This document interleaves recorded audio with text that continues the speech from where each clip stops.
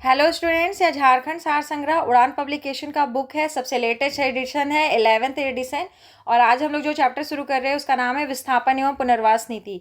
नीति से कुल आपको जेपीएससी में 6 क्वेश्चन पूछे जाएंगे। इसके अलावा भी अगर आप कोई और भी एग्जाम की तैयारी करते हैं जो झारखंड में आपको देना है और झारखंड सामान्य ज्ञान उसमें है, तो आपको याद रखना है कि नीति से आपको पूछेगा ही पूछेगा। ठीक है, तो हम लोग इसी को आज शुरू कर रहे हैं। और आपको बता दें कि जितना भी इससे पहले वीडियो आया है सबको हम प्लेलिस्ट बनाकर एक जगह डाल दिए हैं।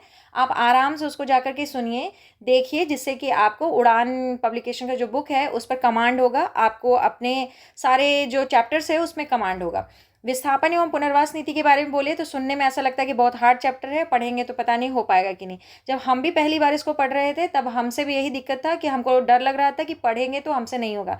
लेकिन सिर्फ एक बार पढ़ करके कंप्लीट किए, उसके बाद जितना भी PYQ बनाए या फिर और भी जितने प्रैक्टिस क्वेश्चंस दिए थे उसको बनाने पे देखे कि सारा का सारा सही हो रहा था। एक दो तो गलती तो होता ही है, उतना तो आपको मान के चलना पड़ेगा, लेकिन ज़्यादातर क्वेश्चन सही हो जाते हैं क्योंकि कुछ ज़्यादा रॉकेट साइंस में है नहीं, नॉर्मल सी चीज़ें हैं जो एक से दो बार आप सुन भी लेंगे तो आपका काम हो जाएगा। ठीक है, तो इसको शुरू करते हैं। विस्थापन एवं पुनर्वास नीति। झारखंड की विस्थापन एवं पुनर्वास नीति का प्रकाशन झारखंड सरकार के गजट में 25 जुलाई 2008 को किया गया था। झारखंड की विस्थापन एवं पुनर्वास नीति कुल 9 अध्याय में विभाजित है। इस नीति के महत्वपूर्ण बिंदुओं को यहाँ शामिल किया गया है। तो पहले पढ़िए अध्याय 1, जिसमें प्रस्तावना है। और हमेशा हम आपसे पूछते भी चलेंगे कि बताइए अध्याय 1 में क्या था, 2 में क्या था, तो आपके माइंड में होना चाहिए। ठीक है, चलिए। झारखंड राज्य के ऐतिहासिक घटनाओं का पुनरावलोकन करने पर यह महसूस होता है कि झारखंड के लोगों, विशेषकर आदिवासी प्रमुखों द्वारा कई विद्रोह किए गए, क्योंकि वे अपनी सभ्यता एवं रीति रिवाजों में बाहरी हस्तक्षेप के विरुद्ध आक्रोशित थे। स्वतंत्रता प्राप्ति के बाद आदिवासियों एवं स्थानीय व्यक्तियों द्वारा अपने हितों की रक्षा के लिए अलग राज्य की मांग की गई, जिसके लिए लंबा संघर्ष चला। परिणाम स्वरूप अंततः 15 नवंबर 2000 में अलग राज्य की परिकल्पना साकार हुई। प्राकृतिक संसाधनों से परिपूर्ण राज्य के लोगों की सोच थी कि राज्य के औद्योगिकरण से झारखंड के लोगों का भविष्य सुनहरा होगा। पूर्व में भूमि अधिग्रहण अधिनियम 1894 एवं कोल बियरिंग एरिया एक्ट 1957 के अंतर्गत उद्योगों, डैमों एवं खानों की स्थापना हेतु काफ़ी भूमि अर्जित की गई। भूमि अधिग्रहण से काफ़ी बड़ी संख्या में लोग विस्थापित हुए और अपनी वन, भूमि, जल संसाधन, सामुदायिक पहचान एवं जीविकोपार्जन खो बैठे। अतः औद्योगिकरण एवं उद्योग इत्यादि के लिए भूमि अधिग्रहण के परिप्रेक्ष्य में आवश्यक है कि वर्तमान स्थिति का आकलन करते हुए उपयुक्त पुनर्स्थापन एवं पुनर्वास नीति तैयार की जाए, जिससे पूंजी निवेशकों के साथ साथ उससे प्रभावित लोगों का भी कल्याण सुनिश्चित हो सके। विगत 60 से 70 वर्षों में रोजगार के लिए झारखंड में आने वाले लोगों की संख्या में काफ़ी वृद्धि हुई है, जिससे झारखंड के लोगों की, विशेषकर आदिवासी लोगों की सामाजिक, आर्थिक, राजनीतिक एवं सांस्कृतिक पहचान पर प्रतिकूल प्रभाव पड़ा है। झारखंड राज्य की जनसंख्या में आदिवासियों की जनसंख्या वर्ष 1931 में 50% से घटकर 2011 में लगभग 26.3% हो गया है। राज्य में आदिवासियों की जनसंख्या घटने के कारण विधानसभा में अनुसूचित जनजाति के सदस्यों की आरक्षित सीटें घटकर 1971 में 32 से 28 हो गई। इस तरह लोकसभा में आदिवासियों के लिए आरक्षित सीटों की संख्या 7 से घटकर 5 हो गई है। सार्वजनिक सुविधाओं एवं आधारभूत संरचना की व्यवस्था करते हुए निजी संपत्ति के अर्जन करते समय सर्वोपरि अधिकार के सिद्धांत के अंतर्गत राज्य के द्वारा कभी कभी विधिक शक्तियों का प्रयोग करना अपेक्षित होता है। इससे लोगों को भूमि, जीविका, आश्रय स्थल छोड़ना पड़ता है, जिसके कारण इन लोगों पर मनोवैज्ञानिक, सामाजिक और सांस्कृतिक प्रभाव पड़ता है। इसका प्रभाव सबसे ज़्यादा अनुसूचित जातियों, अनुसूचित जनजातियों, सीमांत किसानों, महिलाओं और समाज के कमजोर वर्गों पर पड़ता है। पुनर्वास और पुनर्स्थापन संबंधी मुद्दों को बाह्य रूप से आरोपित आवश्यकताओं की अपेक्षा प्रभावित व्यक्तियों की सक्रिय भागीदारी के साथ तैयार की गई विकासात्मक प्रक्रिया के एक मूलभूत अंग के रूप में स्वीकार करना एक अनिवार्य आवश्यकता है।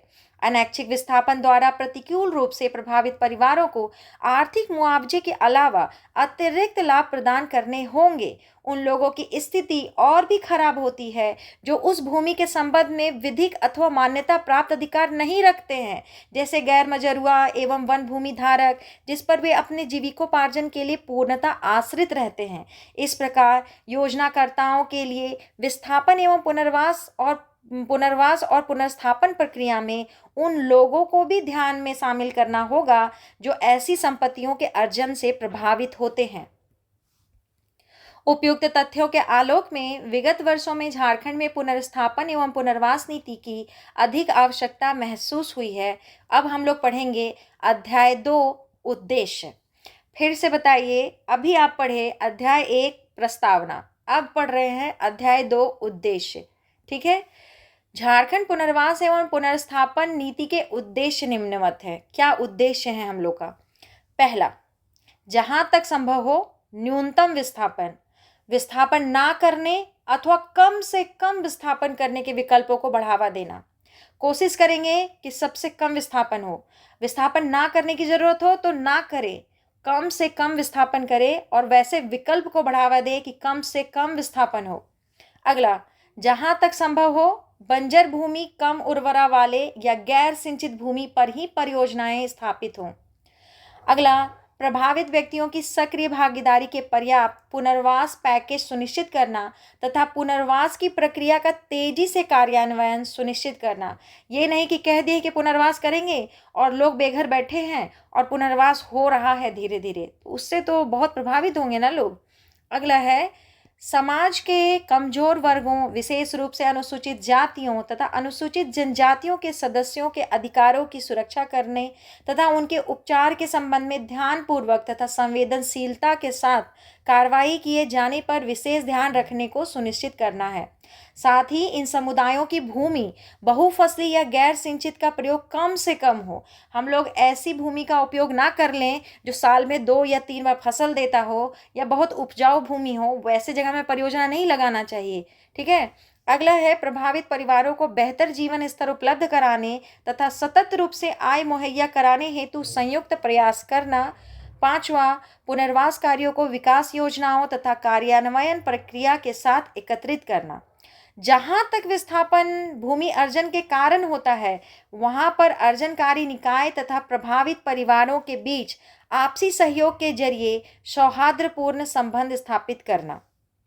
दोनों के बीच में कोई मिसअंडरस्टैंडिंग नहीं हो जाए और दोनों एक दूसरे के बात को समझे, ये जरूरी है।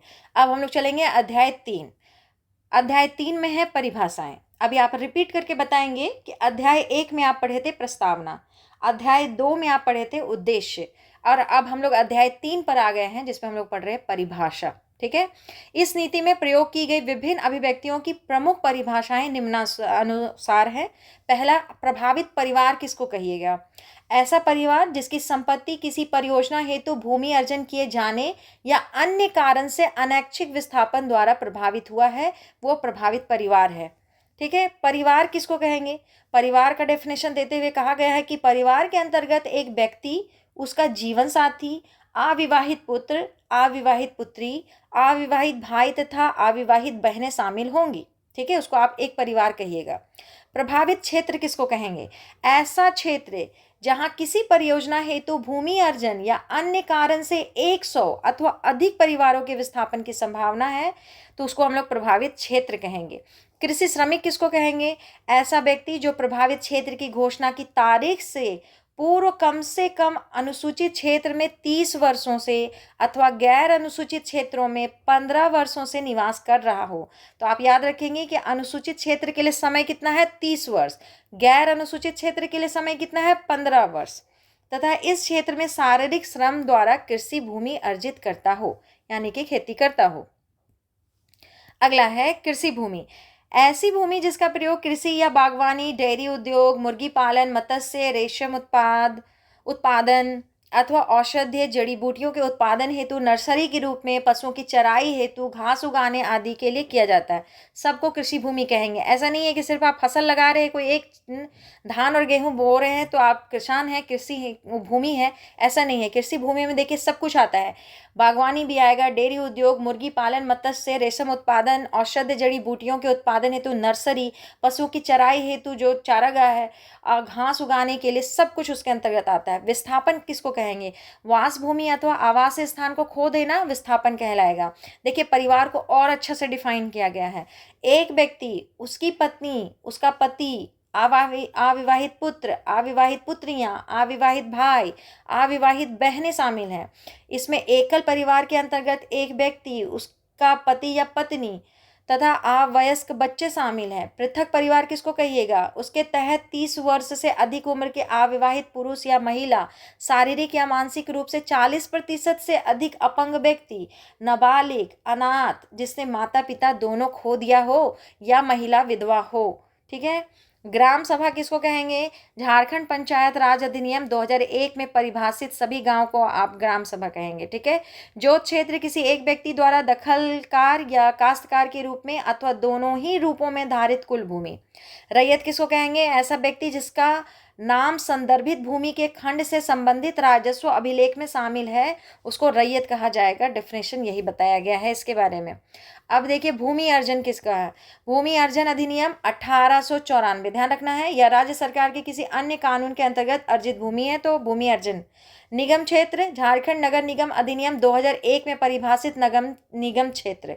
अधिभोगी किसको कहेंगे? अनुसूचित जनजाति समुदाय एवं अन्य वनवासी समुदाय का ऐसा सदस्य जो 13 दिसंबर 2005 से पहले वन भूमि पर कब्जा रखता हो, वो अधिभोगी कहलाएगा। टाइमलाइन क्या है? 13 दिसंबर 2005 से पहले।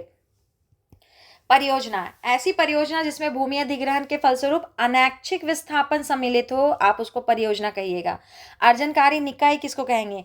ऐसी कंपनी, एक निगमित निकाय, एक संस्था अथवा कोई अन्य संगठन जिसके लिए राज्य सरकार द्वारा भूमि का अर्जन किया जाता है, उसको आप कहेंगे अर्जनकारी निकाय। ठीक है। पुनर्स्थापन क्षेत्र किसको कहेंगे? ऐसा क्षेत्र जिसे राज्य सरकार द्वारा इस नीति के तहत पुनर्स्थापन क्षेत्र घोषित किया गया हो, उसको आप पुनर्स्थापन कहेंगे। फिर से जहां आप ले जाके उसको बसा रहे हैं वही पुनर्स्थापन हो गया। अब हम लोग चलेंगे अध्याय 4, परियोजनाओं का सामाजिक प्रभाव मूल्यांकन। ठीक है, इसको हम लोग पढ़ेंगे। तो आप अध्याय 1 में पढ़े थे प्रस्तावना, अध्याय 2 में पढ़े थे उद्देश्य, और अध्याय 3 में क्या पढ़े थे? अध्याय 3 में परिभाषा पढ़े थे। अब पढ़ेंगे अध्याय 4, परियोजनाओं का सामाजिक प्रभाव मूल्यांकन। तो पढ़ना शुरू किया जाए इसको।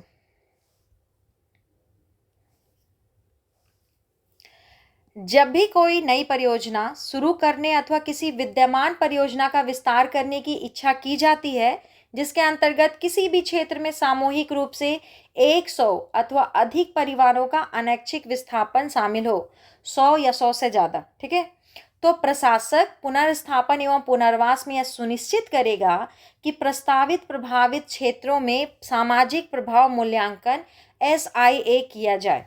ठीक है, इसको बोलते हैं सोशल इम्पैक्ट असेसमेंट। मतलब कि आप किसी को बेघर कर रहे हैं, एक जगह से दूसरे जगह ले जा रहे हैं, तो उसका समाज पर बहुत प्रभाव पड़ता है। तो वही मूल्यांकन करना है कि इस पर लोगों पर, समाज पर क्या प्रभाव पड़ता है। 100 या उससे अधिक अगर आप लोगों को विस्थापित कर रहे हैं तो आपको सामाजिक प्रभाव मूल्यांकन करवाना अनिवार्य है। ठीक है, सामाजिक प्रभाव मूल्यांकन करते समय इस बात को ध्यान में रखा जाएगा कि परियोजना का सार्वजनिक व सामुदायिक संपत्तियों, परिसंपत्तियों और आधारिक ढांचे, सामुदायिक तालाब, चारागाह, भूमि, चारे के लिए भूमि, पौधारोपण, उचित दर की दुकानें, पंचायत घर, सहकारी समितियां, सार्वजनिक उपयोगिताओं जैसे डाकघर, बीज भंडार, सिंचाई, बिजली, स्वास्थ्य केंद्र, पार्क, प्रशिक्षण केंद्र, सामुदायिक केंद्र, पूजा स्थल, कब्रगाह, शमशान आदि एवं जनजातीय संस्कृति पर इसका क्या प्रभाव पड़ रहा है। ठीक है, ये देखना बहुत जरूरी है, इसी को बोलते हैं सामाजिक प्रभाव। ऐसे मामलों जिनमें पर्यावरणीय प्रभाव मूल्यांकन तथा सामाजिक प्रभाव मूल्यांकन दोनों ही किए जाने अपेक्षित हो, उनमें पर्यावरणीय प्रभाव मूल्यांकन के लिए परियोजना प्रभावित क्षेत्र में की गई जन सुनवाई के अंतर्गत सामाजिक प्रभाव मूल्यांकन से संबंधित मामलों को भी शामिल किया जाएगा। ऐसी जन सुनवाई का कार्य 30 दिनों के अंदर पूरा कर लिया जाएगा। देखिए, पूरा बुक आप एक बार पढ़िए, 2 बार पढ़िए, लेकिन एक छोटा सा पन्ना लेकर के बैठिए और सिर्फ ये जो टाइम है ना उसको एक जगह लिखते जाइए। ठीक है, तो आपका कन्फ्यूज़न दूर हो जाएगा कि कहाँ 30 दिन लगना है, कहाँ 15 दिन लगना है, फिर कहाँ 15 दिन लगना है। तो एकदम एक बार में समय याद हो जाएगा और समय से क्वेश्चन पूछेगा। ठीक है, तो हम लोग यहाँ पढ़े कि ऐसे मामलों जिनमें पर्यावरणीय प्रभाव मूल्यांकन मतलब कि इन्वायरमेंटल भी आपको असेसमेंट कराना है कि उसका क्या इम्पैक्ट पड़ा है, तथा सामाजिक प्रभाव मूल्यांकन तो देखे कि सोशल इम्पैक्ट क्या पड़ा, दोनों ही किए जाने अपेक्षित हों। उनमें पर्यावरणीय प्रभाव मूल्यांकन के लिए परियोजना प्रभावित क्षेत्र में की गई जन सुनवाई के अंतर्गत सामाजिक प्रभाव मूल्यांकन से संबंधित मामलों को भी शामिल किया जाएगा। एक साथ कर लेगा। ऐसी जन सुनवाई का कार्य 30 दिनों के अंदर पूरा किया जाएगा। अगला है सामाजिक प्रभाव मूल्यांकन की स्वीकृति उन सभी मामलों में अनिवार्य होगी जिनमें सामूहिक रूप से किसी भी क्षेत्र में 100 या उससे अधिक परिवारों का अनैच्छिक विस्थापन होता है तथा सभी संबंधित पक्षों द्वारा SIA की स्वीकृति में निर्धारित की गई शर्तों का विधिवत रूप से पालन किया जाएगा। भूमि अधिग्रहण की कार्यवाही के पूर्व अधियाची निकाय को इस पुनर्वास एवं पुनर्स्थापन नीति के प्रावधानों का विधिवत रूप से पालन करने की लिखित रूप से वचनबद्धता प्रमाण पत्र देना होगा। ठीक है, यानी कि जो भी कंपनी उस जमीन को ले रही है वो पुनर्स्थापन एवं पुनर्वास मतलब कि पहले ही विधिवत रूप से ये लिखित दे, वचनबद्धता दे कि हाँ हम आपको इस जमीन के बदले में सही मुआवजा देंगे, पुनर्स्थापन कराएंगे। जो लिखित रूप से वचनबद्धता प्रमाण पत्र उसको क्या करना पड़ेगा, देना पड़ेगा। इसी के बारे में बात कर रहा है। ठीक है, अब देखिए अध्याय 5 है पुनर्स्थापन तथा पुनर्वास प्रशासक तथा आयुक्त की नियुक्ति तथा उनकी शक्तियां और कार्य। पुनर्स्थापन तथा पुनर्वास प्रशासक अथवा आयुक्त की नियुक्ति करिए और उनकी शक्ति और कार्य के बारे में बताया है। फिर से रिपीट करके बताइए कि पहले अध्याय में आप प्रस्तावना पढ़े थे, दूसरे अध्याय में आप क्या पढ़े थे, उद्देश्य पढ़े थे, तीसरे अध्याय में आप परिभाषा पढ़े थे। अब हो गया चौथा, जब पुनर्स्थापन और पुनर्वास होगा तो उसके लिए एक अधिकारी का जरूरत पड़ेगा। उसके चलते आप एक प्रशासक और आयुक्त की नियुक्ति कराएंगे तो फिर ये भी पढ़ना पड़ेगा कि उसके पास शक्ति क्या क्या है, उसका काम क्या क्या है, उसके पास कितना शक्ति है और कौन कौन काम कंप्लीट करेगा। तो ये अध्याय 5 में हो जाएगा। ठीक है, तो हम लोग पढ़ लिए 1 2 3 4। अब हम लोग 5वें अध्याय पर आ गए हैं जिसमें पुनर्स्थापन तथा पुनर्वास के लिए हम लोग प्रशासक और आयुक्त की नियुक्ति करेंगे और उसकी शक्ति और कार्य पर बात करेंगे कि कितना शक्ति है उसके पास और कौन कौन काम वो हम लोग को करके देगा। ठीक है, तो चलिए, जहां पर राज्य सरकार इस बात से संतुष्ट हो कि किसी परियोजना के लिए भूमि अर्जन अथवा किसी अन्य कारण से 100 या अधिक परिवारों का अनैच्छिक विस्थापन होने की संभावना है तो राज्य सरकार अधिसूचना द्वारा उपायुक्त के स्थान से अन्यून स्तर के किसी अधिकारी को पुनर्स्थापन और पुनर्वास प्रशासक के रूप में नियुक्त करेगा। मतलब इससे नीचे नहीं होना चाहिए, उपायुक्त के स्तर से नीचे का अधिकारी नहीं चलेगा, उपायुक्त की स्थिति तक होना चाहिए। सामूहिक रूप से 100 से कम परिवारों के विस्थापन वाली परियोजनाओं के मामले में उपायुक्त इस नीति के अधीन प्रभावित परिवारों के पुनर्स्थापन एवं पुनर्वास के लिए जिम्मेदार होंगे। 100 से कम होगा तब। पुनर्स्थापन एवं पुनर्वास प्रशासक की सहायता राज्य सरकार द्वारा निर्णीत अधिकारी एवं कर्मचारियों द्वारा की जाएगी। पुनर्वास आयुक्त के पर्यवेक्षण, निर्देशों तथा नियंत्रण के अधीन पुनर्स्थापन और पुनर्वास प्रशासक प्रभावित परिवारों के विस्थापन और पुनर्वास के लिए उपाय करेंगे। पुनर्स्थापन एवं पुनर्वास योजना तैयार करने, निष्पादित करने और उसकी निगरानी करने के संबंध में समग्र नियंत्रण और पर्यवेक्षण की शक्ति पुनर्स्थापन और पुनर्वास प्रशासकों में निहित होगी। ठीक है, यही सर्वे सर्वा है। अब जो होगा इन्हीं लोग के हाथ में दे दिया गया है। चलिए, राज्य सरकार के किसी सामान्य अथवा विशेष आदेशों के अधीन पुनर्स्थापन और पुनर्वास प्रशासक निम्नलिखित कार्य और कर्तव्य का संपन्न करेंगे। क्या क्या कार्य और कर्तव्य को संपन्न करेंगे देखते जाइए। पहला, अर्जनकारी निकाय के परामर्श से व्यक्तियों को न्यूनतम विस्थापन और ऐसे विकल्पों का पता लगाना जिनसे विस्थापन ना हो अथवा हो तो कम से कम विस्थापन हो। दूसरा, पुनर्वास और पुनर्स्थापन स्कीम तैयार करते समय प्रभावित व्यक्तियों एवं संबंधित ग्राम सभाओं के साथ परामर्श करना। अपने अपने ऊपर सब समझ के चले गए और काम कर लिए, वैसा नहीं। ग्राम सभा में सबसे आपको मिलजुल के बात करना है। तीसरा, यह सुनिश्चित करना कि अनुसूचित जनजातियों और कमजोर वर्ग के प्रतिकूल रूप से प्रभावित व्यक्तियों के हितों का सर्वेक्षण हो। ठीक है, कमजोर वर्ग पे क्या प्रभाव पड़ रहा है उसका सर्वेक्षण कीजिए। चौथा, इस नीति के अंतर्गत पुनर्स्थापन और पुनर्वास स्कीम के लिए योजना का प्रारूप तैयार करेंगे। प्रभावित परिवारों, संबंधित ग्राम सभा और अर्जनकारी निकाय के प्रतिनिधियों के साथ परामर्श से भूमि अर्जन के विभिन्न घटकों, पुनर्स्थापन और पुनर्वास कार्यकलापों अथवा कार्यक्रमों के लिए अनुमानित व्यय सहित बजट तैयार करना। छठा है कि प्रभावित परिवारों के पुनर्स्थापन और पुनर्वास के लिए पर्याप्त भूमि की व्यवस्था करना। प्रभावित परिवारों हेतु लाभ स्वीकृत करना। ठीक है, आठवां देखिए, ऐसे अन्य कार्य निष्पादित करना जिन्हें राज्य सरकार लिखित में आदेश द्वारा समय समय पर सौंपेगी, वो काम भी इन्हीं को करना होगा। चलिए आगे, प्रशासक अपने कार्यों के संपादन के लिए किसी तकनीकी विशेषज्ञ संस्थान से अपेक्षित सहयोग ले सकेगा, जिस पर व्यय का वहन अधियायी निकाय द्वारा किया जाएगा। सुनिए, मान लेते हैं कि प्रशासक जो हैं वो किसी चीज को समझने के लिए वहाँ के लोकल किसी विशेषज्ञ या कोई लोकल संस्थान या किसी से भी तकनीकी संस्थान से चाहते हैं कि हम कुछ उनसे क्या कहते हैं उसको, सजेशन लें। तो उनको बुलाने के लिए, चाहे उनको हायर करने के लिए तो पैसा लगेगा, तो वो कौन वहन करेगा? अधियायी निकाय, मतलब जो निकाय परियोजना के लिए जमीन ले रही है वो करेगा। ठीक है, अर्जनकारी निकाय करेगा। ठीक है, पुनर्स्थापन और पुनर्वास प्रशासक लिखित रूप से आदेश के द्वारा उसे प्रदत्त ऐसी प्रशासनिक शक्तियों और सौंपे गए कर्तव्यों को अंचलाधिकारी से अन्यून पद के किसी अधिकारी अथवा समकक्ष अधिकारी को प्रत्योजित कर सकता है। ठीक है, अगला है कि इस नीति के तहत राज्य सरकार द्वारा नियुक्त किए गए सभी अधिकारी और कर्मचारी पुनर्स्थापन और पुनर्वास प्रशासक के अधीनस्थ होंगे। ठीक है, जितने भी अधिकारी होंगे सभी अधिकारी और कर्मचारी पुनर्स्थापन और पुनर्वास प्रशासक के अधीन होंगे। राज्य सरकार इस नीति के तहत पुनर्स्थापन और पुनर्वास के सभी मामलों के लिए सरकार के आयुक्त अथवा समकक्ष स्तर के किसी अधिकारी को नियुक्त करेगी, जिसे पुनर्स्थापन और पुनर्वास आयुक्त कहा जाएगा। ठीक है, आगे बढ़ते हैं। इस नीति को लागू करने हेतु नियुक्त प्रशासनिक तथा अन्य अधिकारी और कर्मचारी पुनर्स्थापन और पुनर्वास आयुक्त के अधीन होंगे। पुनर्स्थापन और पुनर्वास आयुक्त इस नीति के तहत स्कीमों को तैयार करने तथा योजनाओं के समुचित कार्यान्वयन का पर्यवेक्षण करने हेतु उत्तरदायी होंगे। ठीक है, अब चलेंगे अध्याय 6, पुनर्स्थापन तथा पुनर्वास योजना। अब चलिए योजना बनाइए और फटाफट बताइए कि क्या करना है ना। तो इसमें ध्यान से आप देखिए कि आप 1 में क्या पढ़े थे।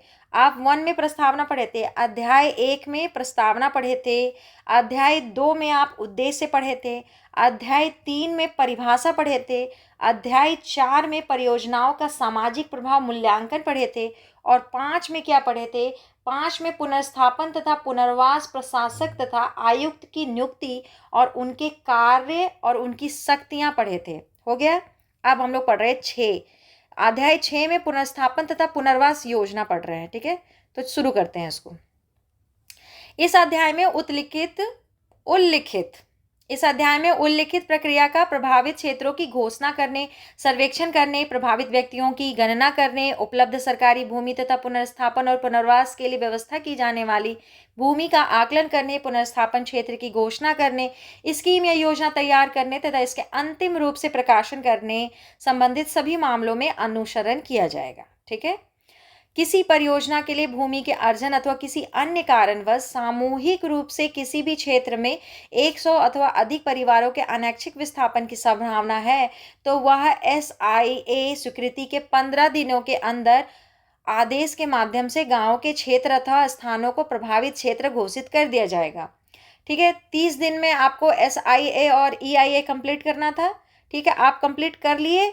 अब आप उसके 15 दिन के बाद क्या कीजिए?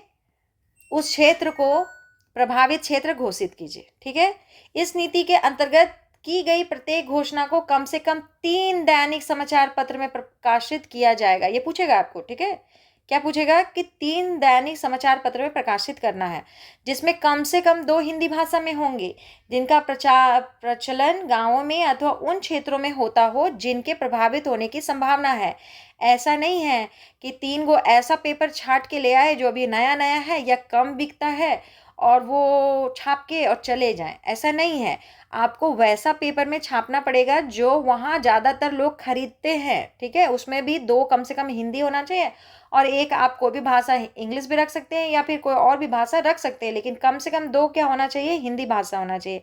और कम से कम कितना समाचार पत्र में छापना है आपको, तो 3 समाचार पत्र में छापना है और जो उस क्षेत्र में क्या हो, प्रचलित हो, लोग खरीदते हो, उसको पढ़ते हो। ठीक है, इस नीति के अंतर्गत घोषणा किए जाने पर पुनर्स्थापन और पुनर्वास प्रशासक प्रभावित होने वाले व्यक्तियों तथा परिवारों की पहचान करने के लिए आधारमूलक बेसलाइन सर्वेक्षण और गणना धारा 6.3 आयोजित करेगा।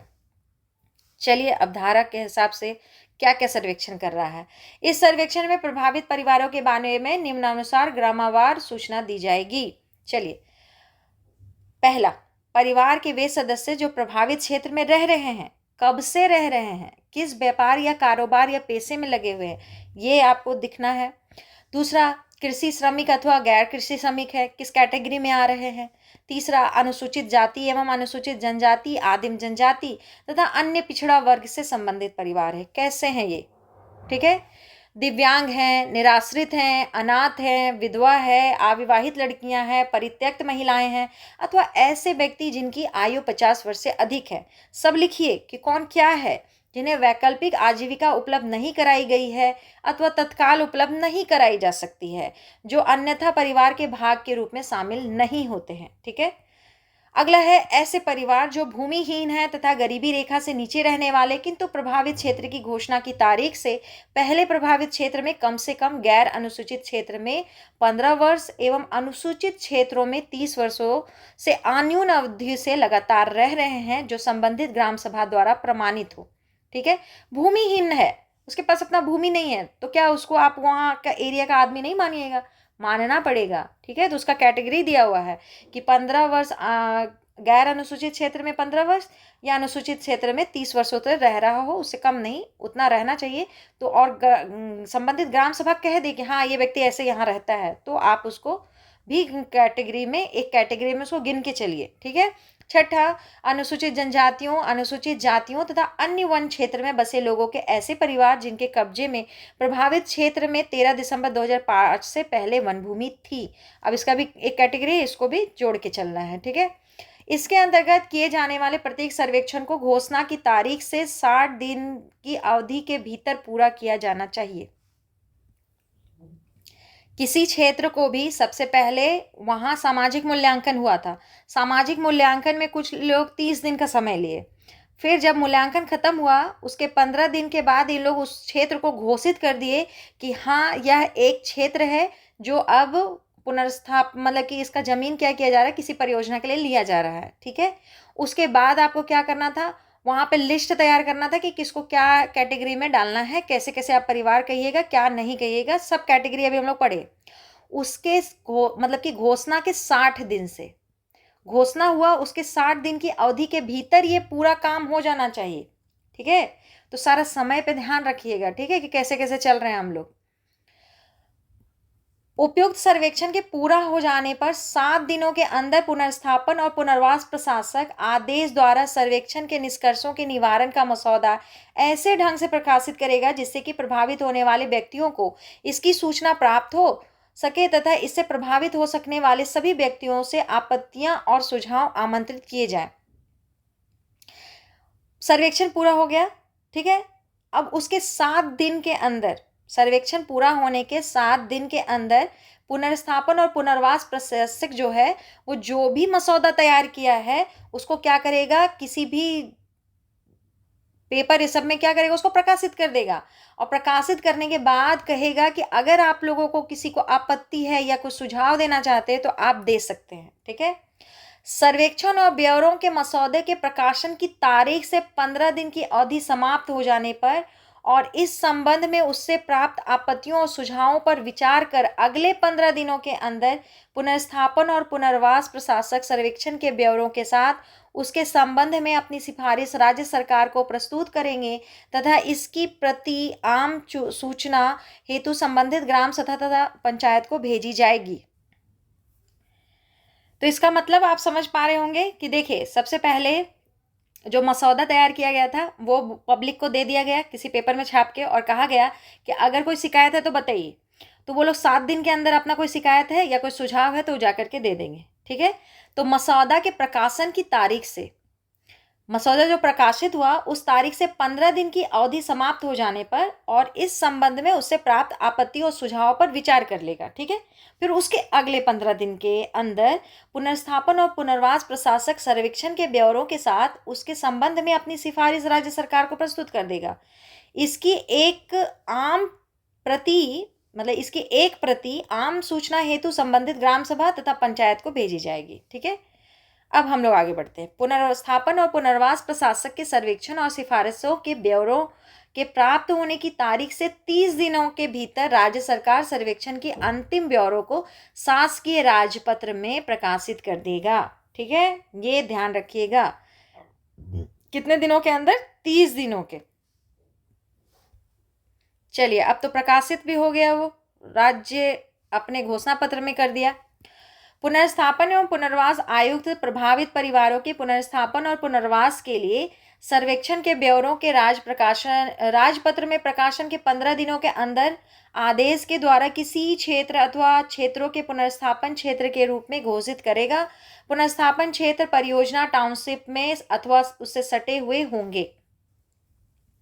देखिए, सरकारी प्रपत्र में छप गया कि हाँ, वो क्षेत्र में क्या किया जाएगा, जमीन लिया जाएगा और लोग वहां से हटेंगे।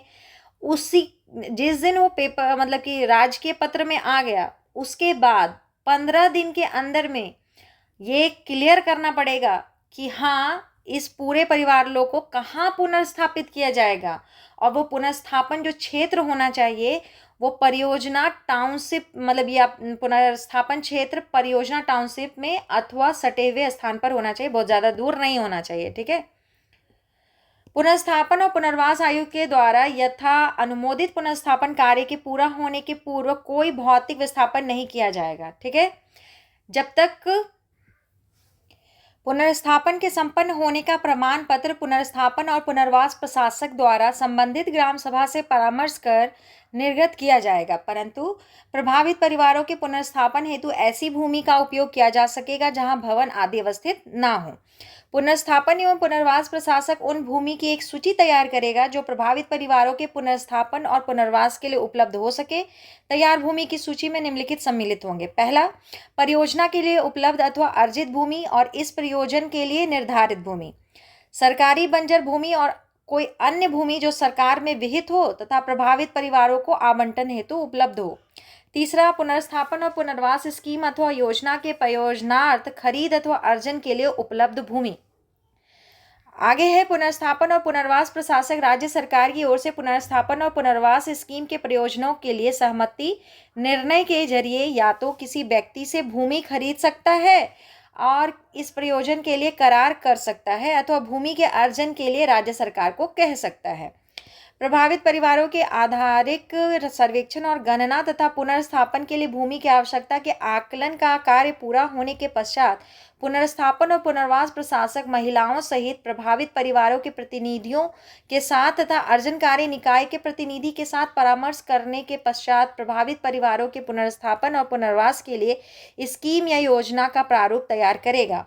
पुनर्स्थापन और पुनर्वास स्कीम या योजना के विवरण में निम्नलिखित विवरण होगा। पहला, कि परियोजना के लिए अर्जित की जाने वाली भूमि का क्षेत्रफल और प्रभावित गांवों के नाम।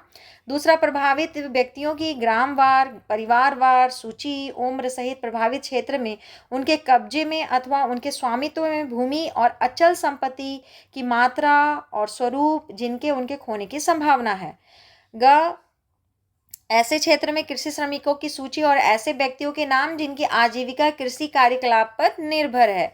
और अगला है कि ऐसे व्यक्तियों की सूची जिनका रोजगार अथवा आजीविका परियोजना के लिए भूमि अर्जन के फलस्वरूप समाप्त हो गई है। ऐसे शिल्पकारों सहित गैर कृषि श्रमिकों की सूची।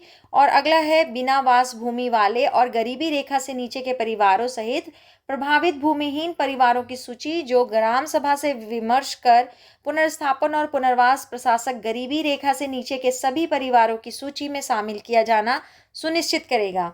अगला है भेद्य प्रभावित व्यक्तियों की सूची बनाना, अधिभोगियों की सूची यदि कोई हो, और जन सुविधाओं और सरकारी भवनों की सूची जो प्रभावित है अथवा जिनके प्रभावित होने की संभावना है। सार्वजनिक और सामुदायिक संपत्तियों और अवसंरचना का विवरण, उन लाभों और पैकेजों की सूची बनाना, भूमि के आवंटन हेतु उपलब्ध भूमि की सूची, आधारभूत संरचनाओं का ब्यौरा जो प्रभावित परिवारों को प्रदान किया जाना है, विस्थापित व्यक्तियों को पुनर्स्थापन क्षेत्र में स्थानांतरित करने और बसाने के समय सूची, परियोजना क्षेत्र में पड़ने वाले सेवा भूमि जैसे पहनई, महतो, मुंडाई, प्रधानी अथवा छोटा नागपुर एवं संथाल परगना काश्तकारी अधिनियम के अंतर्गत वाली सेवा भूमि, प्रभावित परिवारों के सदस्यों की शैक्षणिक योग्यता तथा परियोजना में उपलब्ध रोजगार के अवसर और उसकी पात्रता की योग्यता। ठीक है, अब चलिए पुनर्स्थापन और पुनर्वास संबंधी स्कीम या योजना के प्रारूप पर ग्रामीण क्षेत्रों में ग्राम सभाओं में और उन शहरी और ग्रामीण क्षेत्रों में जहां पर ग्राम सभाएं मौजूद ना हो, जन सुनवाइयों में विचार विमर्श किया जाएगा। अनुसूचित क्षेत्रों में ग्राम सभा अथवा पंचायतों के साथ समुचित स्तर पर परामर्श पंचायत अनुसूचित क्षेत्रों का विस्तार अधिनियम 1996 के उपबंधों के अनुसार होगा। अनुसूचित क्षेत्रों में 100 या इससे अधिक अनुसूचित जनजातियों के परिवारों के अनैच्छिक विस्थापन के मामलों में जनजातीय सलाहकार परिषद से परामर्श किया जाएगा। ये इंपॉर्टेंट है। पुनर्स्थापन और पुनर्वास लाभों पर होने वाला पूर्ण व्यय अथवा प्रभावित परिवारों के पुनर्स्थापन और पुनर्वास पर होने वाला अन्य व्यय अर्जनकारी निकाय द्वारा वहन किया जाएगा। संबंधित योजना या स्कीम की स्वीकृति दिए जाने से पूर्व राज्य सरकार यह सुनिश्चित करेगी कि स्वीकृति से पूर्व अर्जनकारी निकाय की सहमति हो गई है तथा संबंधित लागत तथा अन्य व्यय वहन करने हेतु अर्जनकारी निकाय सहमत हो गया है। पुनर्स्थापन और पुनर्वास स्कीम या योजना को स्वीकृति दिए जाने के पश्चात राज्य सरकार इसे शासकीय राजपत्र में प्रकाशित करेगी। पुनर्स्थापन और पुनर्वास स्कीम या योजना की अंतिम अधिसूचना के पश्चात यह लागू हो जाएगी।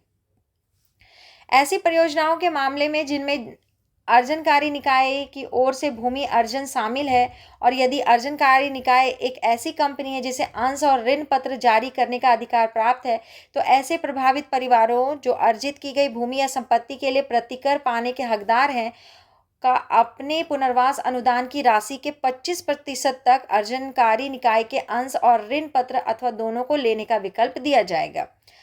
किसी परियोजना के लिए अनिवार्यता अर्जित की गई भूमि को सार्वजनिक प्रयोजन के अलावा किसी अन्य प्रयोजन के लिए अंतरित नहीं किया जा सकता है और यह अंतरण राज्य सरकार के पूर्व अनुमोदन के बाद ही किया जाएगा। यदि किसी परियोजना के लिए या उसके अंश के लिए अर्जित की गई भूमि अर्जनकारी निकाय द्वारा कब्जे में लेने की तारीख से 5 वर्ष की अवधि तक परियोजना के लिए आंशिक रूप से तथा 15 वर्षों की अवधि तक पूर्ण रूप से उपयोग में नहीं लाया गया है, तो उस भूमि को उसके अर्जनकारी निकाय का कोई प्रतिकार या क्षतिपूर्ति की अदायगी किए बिना ही राज्य सरकार के कब्जे में और स्वामित्व में वापस कर दिया जाएगा।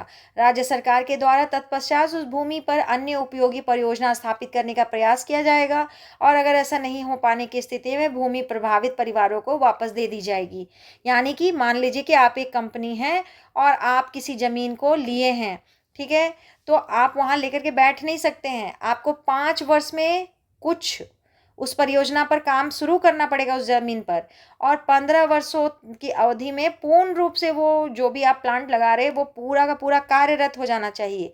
अगर आप ऐसा नहीं करेंगे तो अर्जनकारी निकाय जो आप हैं, आपसे क्या करेगा, राज्य सरकार ज़मीन वापस ले लेगा। फिर वो कोशिश करेगा कि इस पे कोई और कंपनी आकर के इस पे अपना फैक्ट्री वैक्ट्री लगाए, चाहे कोई परियोजना यहाँ चलाए। अगर कोई अन्य आया तो उसको दे देगा और अगर कोई अन्य भी नहीं आया और उसको भी नहीं दे पाया तो फिर जिन लोगों से लिया था, जो प्रभावित परिवार था, उसी को ज़मीन कर देना है, वापस कर देना है। अर्जनकारी निकाय को अधिग्रहित भूमि के विक्रय का अधिकार नहीं होगा।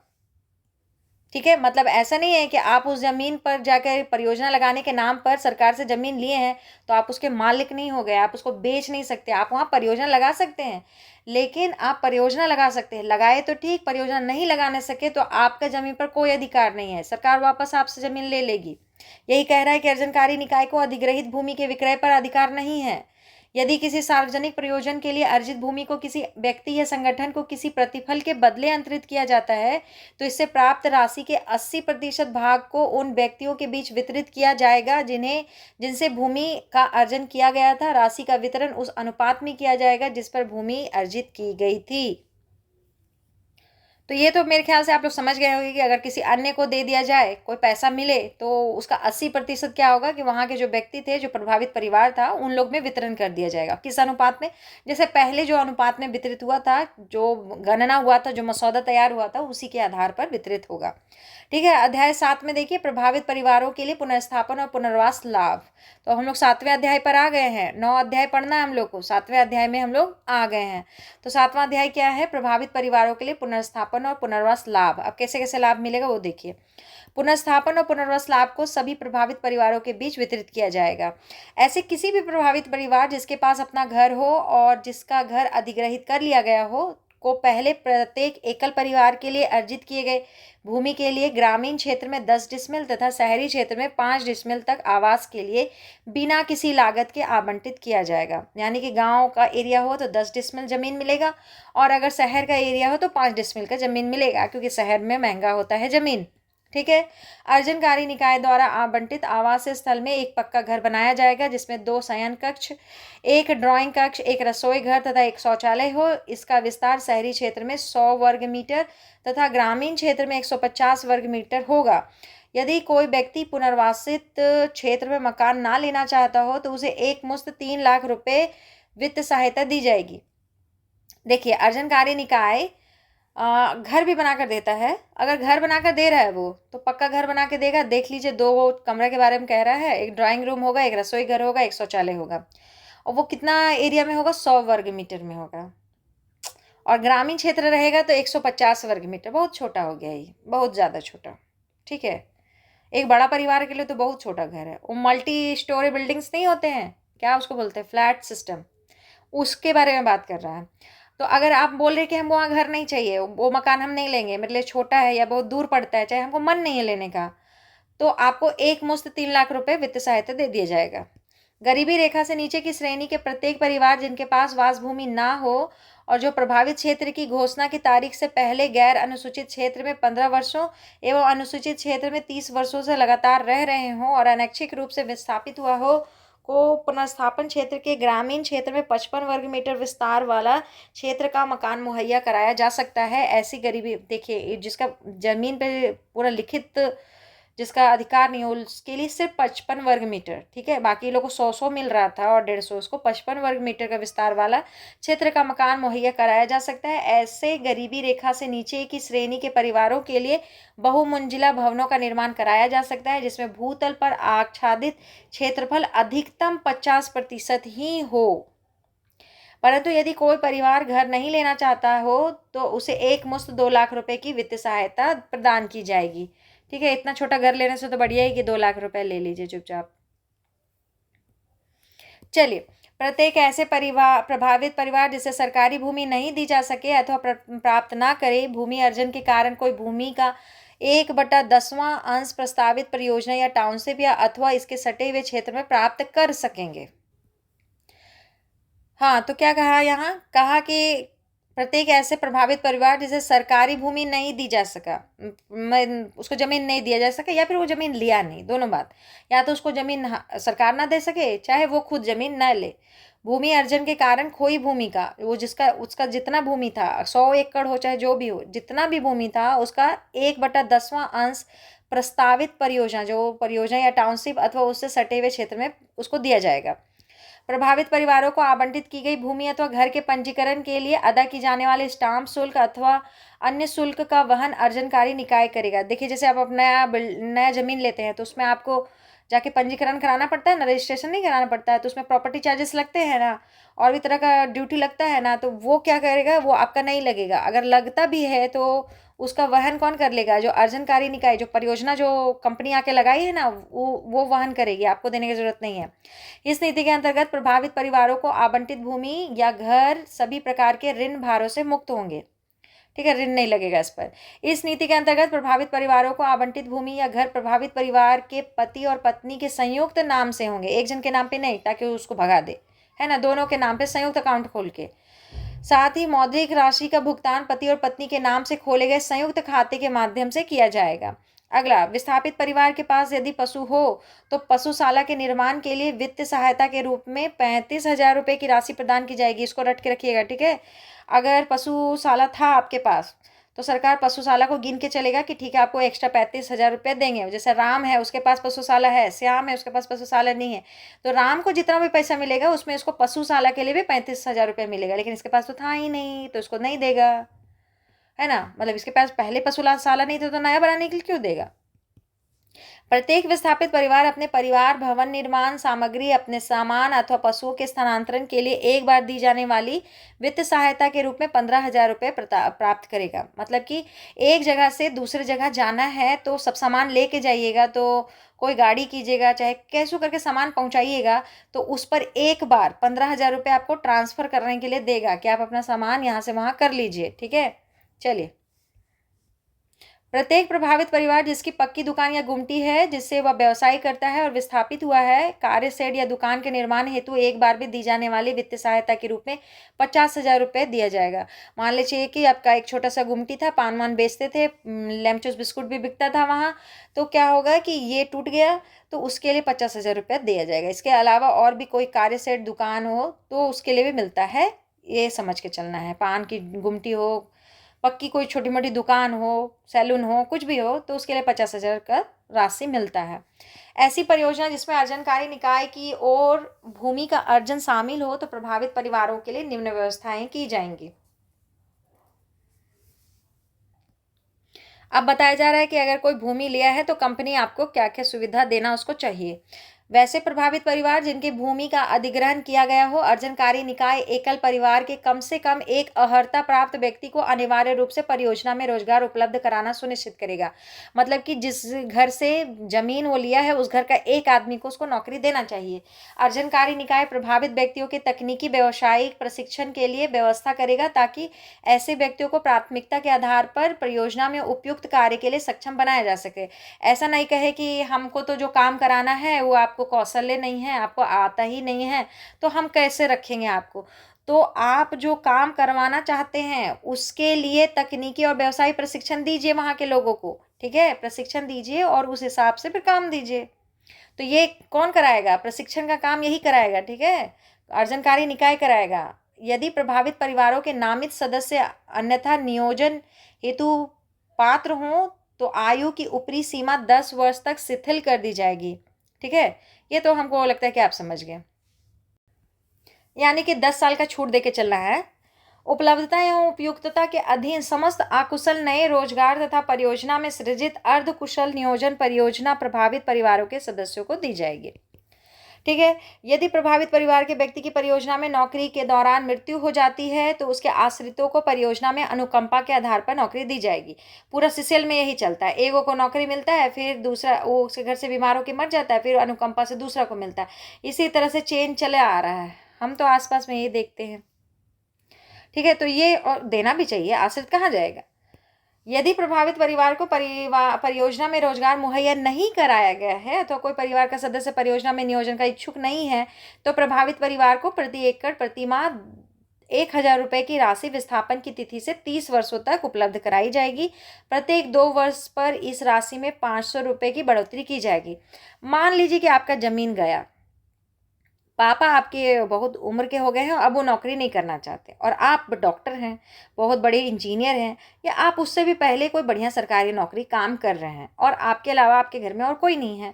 आपके पापा वो नौकरी करेंगे नहीं क्योंकि उनका ज़्यादा एज हो गया है और आप उससे अच्छा नौकरी कर रहे हैं, तो काहे जाइएगा आप खदान में काम करने, चाहे कोई भी चीज़ में काम करने क्यों जाइएगा। तो आप कहेंगे हमको नौकरी नहीं लेना है। ठीक है, तो मतलब आप वैसे परिवार हो गए जिसमें रोजगार तो मुहैया हो, या तो वो नहीं कराए या फिर आप ना लें। ठीक है, आप नहीं ले रहे हैं तो आप जितना भी जमीन दिए हैं उसका प्रति एकड़ के हिसाब से 1,000 रुपया आपको 30 साल तक वो कंपनी देगा और हर 2 साल में 500 रुपये बढ़ाएगा, ठीक है, बढ़ा के देगा।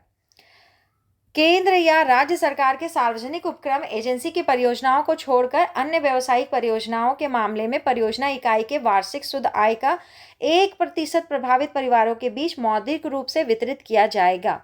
अब एक चीज़ है कि कोई भी परियोजना जो चला रहा है वो साल भर का जो भी उसका आय हुआ, जो भी कमाई हुआ, वो लाभ जब निकाल लिया तो लाभ का 1% रुपये, मतलब कि अगर 100 रुपये का लाभ उसको होता है तो 1 रुपया को क्या करेगा कि जितने भी विस्थापित परिवार थे सब में मौद्रिक रूप से, मतलब डायरेक्ट कैश उसको बांटा जाएगा सबके बीच में। लेकिन एक बात ध्यान रखिएगा कि वो परियोजना जो होना चाहिए वो क्या होना चाहिए, केंद्र या राज्य सरकार द्वारा सार्वजनिक उपक्रम एजेंसी परियोजना नहीं होना चाहिए, उसको छोड़ करके, ठीक है, कोई व्यावसायिक परियोजना होना चाहिए। अर्जनकारी निकाय द्वारा अनैच्छिक रूप से विस्थापित परिवारों को विस्थापन की तारीख से 1 वर्ष की अवधि के लिए प्रति माह 25 दिनों की न्यूनतम कृषि मजदूरी के बराबर मासिक जीविका भत्ता प्रदान किया जाएगा। देखिए, तुरंत विस्थापित कर रहे हैं तो उसको नया जगह में तुरंत काम तो शुरू नहीं हो जाएगा ना, तो उसको खाना कौन देगा? तो आपको 1 महीना में 25 दिन मान के चलना पड़ेगा कि आप उतना दिन का उसको जीविका भत्ता उसके अकाउंट में देंगे। परियोजना प्राधिकारी अपनी लागत पर ऐसी वार्षिक पॉलिसियों की व्यवस्था करेंगे जिसमें भेद्य प्रभावित व्यक्तियों को 1,500 रुपये प्रति माह की राशि जीवन भर पेंशन के रूप में प्राप्त होंगे। ये क्या कहते हैं, बीमा ना, नहीं, पेंशन। भेद्य परिवार में 1500 का क्या बोल रहा है, पेंशन देने का बात कर रहा है ना। अनुसूचित जनजातियों और अनुसूचित जातियों से संबंधित परियोजना प्रभावित पुनर्स्थापन और पुनर्वास लाभ। ऐसे परियोजना जिसमें 100 या इससे अधिक अनुसूचित जनजातियों के परिवारों का अनैच्छिक विस्थापन होता है तो विशेष अभियान चलाकर प्राप्य भूमि अधिकारों को सुनिश्चित किया जाएगा तथा अंतरित भूमि पर जनजातीय लोगों के स्वामित्व अधिकार बहाल करने हेतु एक जनजातीय विकास योजना तैयार की जाएगी। इस योजना में 5 वर्षों के भीतर उन जनजातीय समुदायों जिन्हें वनों से प्राप्त होने वाले लाभों से वंचित रखा गया है की आवश्यकताओं को पूरा करने के लिए पर्याप्त वैकल्पिक ईंधन, चारा और गैर इमरती लकड़ी जैसे वनोत्पाद संसाधनों के विकास हेतु कार्यक्रम भी शामिल होंगे, ठीक है। प्रभावित परिवारों से भूमि अर्जन किए जाने के किसी भी मामले में उन्हें प्राप्य प्रतिकर की राशि का कम से कम 1/3 प्रारंभ में प्रथम किस्त के रूप में अदा किया जाएगा और शेष राशि भूमि का कब्जा लेने के समय अदा किया जाएगा। इन्हें कहिएगा कि बाद में देंगे, देना उसी समय है, ठीक है। कम से कम बोल रहा है कि 1/3 प्रारंभ किस्त में देना है और शेष राशि का भुगतान कब्जा लेने के समय अदा कर देना है। प्रभावित अनुसूचित जनजातीय परिवारों को जहां तक संभव हो उसी अनुसूचित क्षेत्र में पुनः बसाया जाएगा। देखिए, कोई कोई लोग के सबका यही हाल है कि जिस परिस्थिति में और जिस आप एनवायरमेंटल कंडीशन में रह गए हैं वही आपके लिए अच्छा है। नहीं तो कितनी बार ऐसा होता है कि जगह चेंज करने से लोगों में कई तरह की बीमारियां, कई तरह की चीज़ें आने लगती हैं और सामाजिक और क्या कहते हैं एनवायरमेंटल फैक्टर सब काम करता है। इससे ज़्यादातर कोशिश किया जाता है कि अनुसूचित जनजाति परिवार जो है ऐसे भी वल्नरेबल है थोड़ा, तो इनको उसी क्षेत्र में बसाया जाए, ज़्यादा दूर ना किया जाए क्योंकि वो उसी इन्वायरमेंट के लिए क्या है, आदी हैं, तो ज़्यादा दूर इनके लिए अच्छा नहीं होगा। ऐसे पुनर्स्थापन क्षेत्र जिनमें मुख्यतः अनुसूचित जनजाति के लोगों की बसावट हो वहाँ पर सामुदायिक या धार्मिक सभाओं के लिए बिना लागत के भूमि उपलब्ध कराई जाएगी, ठीक है। ये सब चीज़ तो बसाना ही होगा, समाज है तो सब चीज़ को तो लाना ही होगा। यदि प्रभावित अनुसूचित जनजाति, अनुसूचित जाति, अन्य पिछड़े वर्ग के परिवारों को जिले के बाहर पुनर्स्थापित किया गया हो तो पुनर्स्थापन एवं पुनर्वास लाभ 25% से अधिक मौद्रिक रूप में दिया जाएगा। पहले तो कोशिश किया जाएगा कि दूर नहीं बसाया जाए और अगर दूर अब उसके अलावा कोई चारा नहीं है और पुनर्स्थापन थोड़ा दूर हो रहा है तो 25% से अधिक मौद्रिक रूप में राशि दिया जाएगा। जल विद्युत परियोजनाओं के मामले में प्रभावित परिवारों जिन्हें प्रभावित क्षेत्र में नदी या तालाब या बांध में मछली पकड़ने का अधिकार था उनको जल विद्युत परियोजनाओं के क्षेत्र में स्थित जलाशयों में मछली पकड़ने का अधिकार दिया जाएगा। परियोजना लगा लीजिए लेकिन उधर अगर कोई नदी झील है तो उस जलाशय में इन लोगों को मछली पकड़ने का अधिकार दिया जाएगा, रोक नहीं सकते हैं आप। पुनर्स्थापन क्षेत्रों में उपलब्ध कराई जाने वाली उन्मुक्तियां तथा अवसंरचनात्मक सुविधाएं। किसी भी क्षेत्र में 100 परिवारों या इससे अधिक परिवारों के सामूहिक रूप से अनैच्छिक विस्थापन के सभी मामलों में पुनर्स्थापन क्षेत्र में राज्य सरकार द्वारा अधिसूचित विस्तृत आधिकारिक अवसंरचनात्मक सुविधाएं अथवा उन्मुक्तियां उपलब्ध कराई जाएंगी।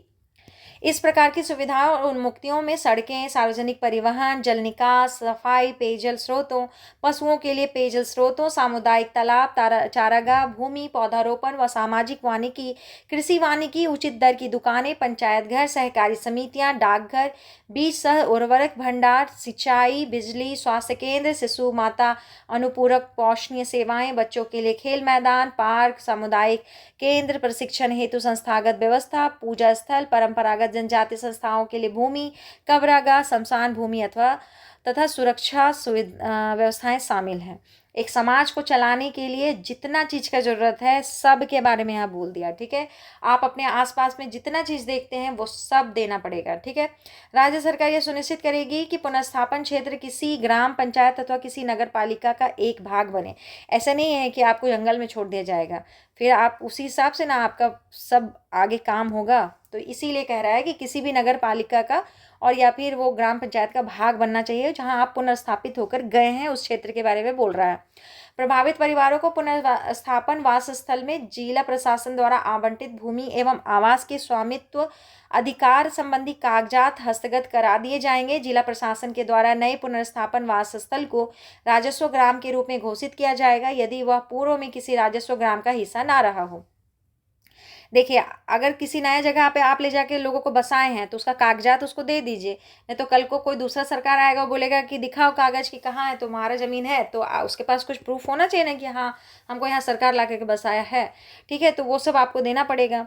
भविष्य में आवास से प्रमाण पत्र निर्गत करने के मामलों में प्रभावित परिवार द्वारा प्रभावित क्षेत्र में बिताई गई अवधि राजस्व खात्यान में अंकित नाम का उपयोग किया जा सकेगा। ठीक है, पुनर्वास अनुदान तथा लाभों को सूचीबद्ध करना। इस नीति के अंतर्गत मौद्रिक रूप में अभिव्यक्त पुनर्वास अनुदान तथा अन्य लाभों को उपभोक्ता मूल्य सूचकांक के साथ सूचीबद्ध किया जाएगा और राज्य सरकार द्वारा समय समय पर इससे संशोधित किया जाएगा। परियोजना के आसपास के क्षेत्र का विकास। अर्जनकारी निकाय राज्य सरकार द्वारा किए गए निर्णय के अनुसार परियोजना स्थल की परिधि के 15 किलोमीटर के आसपास के भौगोलिक क्षेत्र के विकास हेतु उत्तरदायी होगा तथा इसके कार्य क्षेत्र के साथ सटे हुए क्षेत्रों के सामाजिक आर्थिक विकास में योगदान करेगा।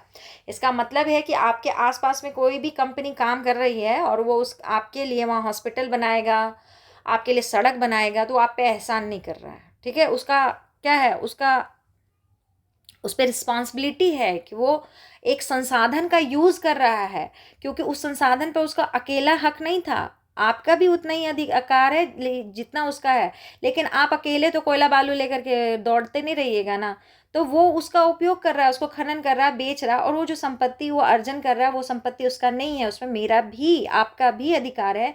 तो वो अधिकार सामुदायिक रूप में वो हम लोग को लौटा है। चाहे वो अच्छा हॉस्पिटल बनाए, रोड बनाए, सड़क बनाएगा, जलाशय का निर्माण करेगा, चाहे वो बिजली उत्पादन करके उसको देगा, तो वो क्या कर रहा है, ये सामुदायिक आपको लाभ पहुंचा रहा है। तो वो उसका जिम्मेवारी दिया गया है, उसको ये सब करना पड़ेगा, वो एहसान नहीं है। ठीक है, चलिए आगे। अध्याय 8 शिकायत निवारण तंत्र। अब इतना काम होगा तो सब खुश थोड़ी रह सकते हैं, किसी को तो शिकायत होगा। अब वो शिकायत करेगा तो उसका निवारण भी तो करना पड़ेगा। परियोजना स्तर पर पुनर्स्थापन और पुनर्वास समिति। प्रत्येक परियोजना में जिसमें किसी क्षेत्र में सामूहिक रूप से 100 या उससे अधिक परिवारों का अनैच्छिक विस्थापन होता है, राज्य सरकार प्रभावित परिवारों के पुनर्स्थापन और पुनर्वास योजना के कार्यान्वयन के निगरानी व समीक्षा के लिए अनुमंडल पदाधिकारी से आन न्यून किसी सरकारी अधिकारी की अध्यक्षता में एक समिति का गठन करेगी। इसे पुनर्स्थापन और पुनर्वास समिति कहा जाएगा। इस समिति में राज्य सरकार के अधिकारियों के अलावा निम्न सदस्य शामिल होंगे। कौन कौन होगा? प्रभावित क्षेत्र में रहने वाली महिलाओं का प्रतिनिधि, प्रभावित क्षेत्र में रहने वाली अनुसूचित जातियों, अनुसूचित जनजातियों और पिछड़ी जातियों का एक एक प्रतिनिधि, प्रमुख बैंक का एक प्रतिनिधि, प्रभावित क्षेत्र में अवस्थित पंचायतों और नगर पालिकाओं के अध्यक्ष या उनके द्वारा नामित कोई व्यक्ति, प्रभावित क्षेत्र में शामिल क्षेत्र के संसद सदस्य और विधानसभा सदस्य, परियोजना का भूमि अर्जन अधिकारी और अर्जनकारी निकाय का एक प्रतिनिधि। ठीक है, इतने लोग समिति में होंगे। ठीक है, जिला स्तर पर पुनर्स्थापन एवं पुनर्वास समिति, उसमें देखिए प्रत्येक जिले में राज्य सरकार परियोजना स्तर पर पुनर्स्थापन और पुनर्वास समितियों के अंतर्गत आने वाले मामलों को छोड़कर जिले में प्रभावित परिवारों के पुनर्स्थापन और पुनर्वास के कार्य की प्रगति की निगरानी व समीक्षा के लिए उपायुक्त की अध्यक्षता में एक स्थायी पुनर्स्थापन और पुनर्वास समिति गठन करेगा। इस समिति की शक्तियां, कार्य आदि राज्य सरकार द्वारा निर्धारित किए जाएंगे। ठीक है, अगला है न्यायाधिकरण। इस नीति के अंतर्गत शामिल मामलों से पैदा होने वाली शिकायतों का समयबद्ध निपटान करने हेतु राज्य सरकार द्वारा त्रिसदस्यीय न्यायाधिकरण की नियुक्ति की जाएगी। 3 सदस्य होंगे उसमें। यदि किसी प्रभावित व्यक्ति को इस नीति के अंतर्गत उपलब्ध पुनर्स्थापन और पुनर्वास लाभों को मुहैया न कराने के प्रति कोई शिकायत हो तो वह अपनी शिकायत के समाधान के लिए उपयुक्त याचिका संबंधित न्यायाधिकरण के समक्ष प्रस्तुत कर सकता है। इस न्यायाधिकरण में आप शिकायत कर सकते हैं। न्यायाधिकरण को पुनर्स्थापन तथा पुनर्वास प्रशासक अथवा पुनर्स्थापन और पुनर्वास समिति के निर्णय के विरुद्ध पुनर्स्थापन और पुनर्वास से संबंधित सभी शिकायतों पर विचार करने एवं उनका निपटान करने की शक्ति प्राप्त होगी। साथ ही न्यायाधिकरण पुनर्वास प्रशासक या संबंधित अन्य अधिकारी को ऐसे निर्देश जारी कर सकता है जिन्हें वह इस नीति के कार्यान्वयन से संबंधित शिकायतों के निवारण हेतु उचित समझे। अर्जनकारी निकाय द्वारा अर्जित भूमि या अन्य संपत्ति के लिए प्रतिकार की राशि से संबंधित विवादों का समाधान भूमि अर्जन अधिनियम 1894 या उस समय संघ अथवा राज्य सरकार द्वारा लागू अधिनियम जिसके अंतर्गत भूमि अर्जन किया गया है के उपबंधों के अंतर्गत किया जाएगा और न्यायाधिकरण के अधिकार क्षेत्र से बाहर होगा। ठीक है, चलिए आगे। अब अध्याय 9 निगरानी तंत्र, इसको ध्यान रखिएगा। राज्य स्तरीय पुनर्स्थापन और पुनर्वास परिषद, राज्य स्तर पर मुख्यमंत्री की अध्यक्षता में एक परिषद होगा जो पुनर्स्थापन और पुनर्वास समिति के क्रियान्वयन के संबंध में परामर्श, समीक्षा एवं अनुश्रवण कार्य करेगा। परिषद में संबंधित विभाग के मंत्री, राज्य के मुख्य सचिव तथा संबंधित विभाग के सचिव होंगे। इस परिषद में राष्ट्रीय स्तर के ख्याति प्राप्त विशेषज्ञ को सदस्य के रूप में रखा जा सकता है। राज्य स्तरीय पुनर्स्थापन और पुनर्वास परिषद की 10 वर्ष में कम से कम 2 बैठकें आयोजित की जाएंगी। अरे 10 वर्ष में नहीं, 1 वर्ष में। राज्य स्तरीय पुनर्स्थापन और पुनर्वास परिषद की वर्ष में कम से कम 2 बैठकें आयोजित की जाएंगी। अनुश्रवण समिति, इसके बारे में एक साल क्वेश्चन पूछा हुआ है। ठीक है, उन सभी मामलों जिनके लिए यह नीति लागू होती है से संबंधित पुनर्स्थापन और पुनर्वास स्कीमों या योजनाओं के कार्यान्वयन की प्रगति की समीक्षा तथा निगरानी करने के लिए विकास आयुक्त की अध्यक्षता में राज्य स्तरीय अनुश्रवण समिति का गठन किया जाएगा। इस समिति में अध्यक्ष के अतिरिक्त सचिव के रूप में राजस्व एवं भूमि सुधार विभाग के सचिव होंगे। इसके अतिरिक्त पथ निर्माण, जल संसाधन, उद्योग, कल्याण, स्वास्थ्य, मानव संसाधन, खान एवं भूतत्व, ऊर्जा, वन एवं पर्यावरण, श्रम एवं नियोजन, कृषि, विधि यानी कि न्याय विभाग तथा नगर विकास विभाग के सचिव सदस्य होंगे। साथ ही पुनर्स्थापन और पुनर्वास आयुक्त इस समिति के संयोजक होंगे। इस समिति में प्रशासकीय मंत्रालय विभाग के सचिव को जिसकी परियोजना के लिए भूमि का अर्जन किया जाना है उस सदस्य के रूप में आमंत्रित किया जाएगा। उत्पन्न होने वाले किसी भी मामले के त्वरित निष्पादन हेतु परियोजना से संबंधित पुनर्स्थापन और पुनर्वास प्रशासक तथा अधियाची निकाय के प्रतिनिधि को राज्य स्तरीय अनुश्रवण समिति में स्थायी रूप से आमंत्रित किया जाएगा। ठीक है, अगला देखते हैं सूचना का आदान प्रदान। विस्थापन, पुनर्स्थापन और पुनर्वास के संबंधों में सभी सूचना प्रभावित व्यक्तियों के नाम और पुनर्स्थापन और पुनर्वास पैकेज के ब्यौरों को इंटरनेट पर सार्वजनिक रूप से उपलब्ध कराया जाएगा तथा परियोजना प्राधिकारियों द्वारा इस सूचना से संबंधित ग्राम सभाओं, पंचायतों आदि को अवगत कराया जाएगा। कभी कभी ऐसा होता है कि जो भी अर्जनकारी निकाय है और जो भी पब्लिक है वो उसको क्या दी, क्या समझाई, क्या ली, ये दोनों मान जाते हैं बातों में। लेकिन जब ये सब चीज़ इंटरनेट पे आता है ना तो फिर बहुत समाज में बुद्धिजीवी लोग होते हैं जो ये बात का विश्लेषण करते हैं कि आप कहाँ ठगे गए। ठीक है, तो जाकर के फिर ये लोग भी उस पर क्या कर सकते हैं, देख सकते हैं, एनालाइज कर सकते हैं। इसलिए इंटरनेट पर ये सब चीज़ों को डाला जाता है और तभी जाके बवाल मचता है। तथा परियोजना प्राधिकारियों द्वारा इस सूचना के से संबंधित ग्राम सभाओं, पंचायतों आदि को अवगत कराया जाएगा। ठीक है। इस नीति के अंतर्गत शामिल प्रत्येक मुख्य परियोजना के पुनर्स्थापन और पुनर्वास के लिए राज्य सरकार के संबंधित विभाग में एक पर्यालोकन समिति गठित होगी। ठीक है, ये सब पढ़ते चलिए, इंपॉर्टेंट है। राजस्व एवं भूमि सुधार विभाग, झारखंड सरकार इस नीति को प्रभावकारी बनाने एवं क्रियान्वयन करने हेतु नोडल विभाग होगा। कौन होगा नोडल विभाग? राजस्व एवं भूमि सुधार विभाग। झारखंड सरकार इस नीति को प्रभावकारी बनाने एवं क्रियान्वयन करने हेतु नोडल विभाग होगा। राज्य सरकार आवश्यकता अनुसार इस नीति के प्रावधानों को समय समय पर संशोधित कर देगा, मतलब कर सकता है, ये उसका अधिकार क्षेत्र में है। झारखंड भूमि अर्जन, पुनर्वासन और पुनर्स्थापन, उचित प्रतिकार और पारदर्शिता का अधिकार नियमावली, इसको अगले में देख लेंगे। ठीक है, इसको यहीं समाप्त करते हैं। धन्यवाद।